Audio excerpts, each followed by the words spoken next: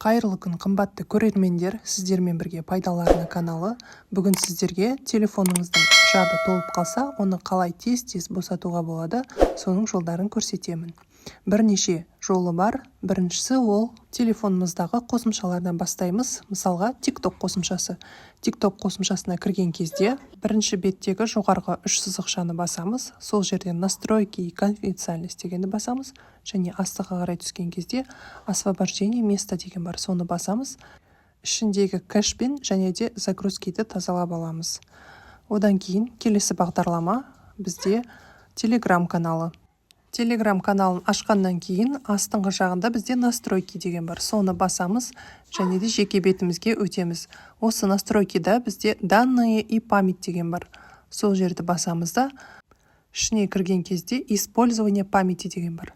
Использование памятидің ішінде полностью очистить кэш деген бар. Сол кнопканы басамыз. Бұл жерде сіз қандай да бір чаттар арқылы видеолар көшірілген болса, солар тазарады. Бірақ ол переписка егер сізде өшпесе, сол чатта сақталады, қайтадан көшіріп алуға болады.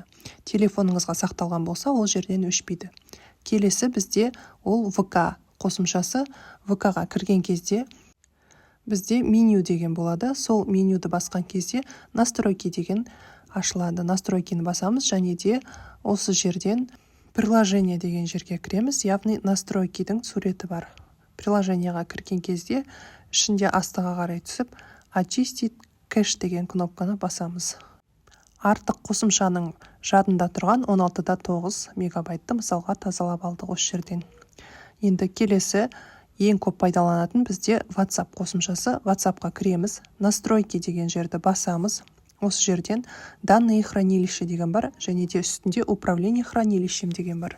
Үстінде мені 5 мегабайттан көп деп тұр, яғни 62-де 7 мегабайт. Бұл жерде чаттардан келетін әртүрлі видеолар, ол болашақта сізге керек жоқ болса, оны өшіре саласыз. Ол чаттан кетпейді, және де ол телефоныңызға жүктелген болса, ол жерден өшпейді. Жаңағы жерді тазалап болғаннан кейін астын қарасаңыз, мысалға чаттар берілген.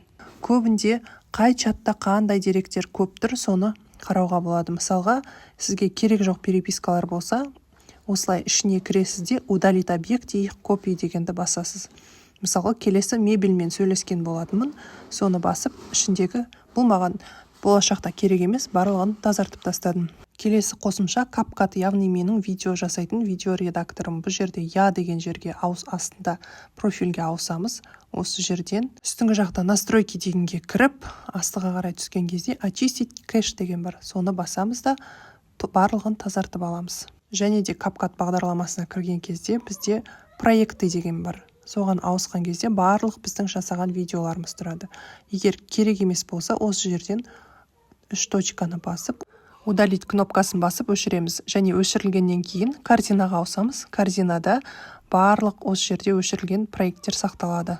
Оны да тазартып аламыз, себебі бұл да біздің бағдарламаның мөлшерін көбейтіп тұрады. Ақпарат пайдалы болса, мен қуаныштымын. Арнаға міндетті түрде тіркеліп, лайк басып, комментарий қалдыруды ұмытпаңыздар, достар.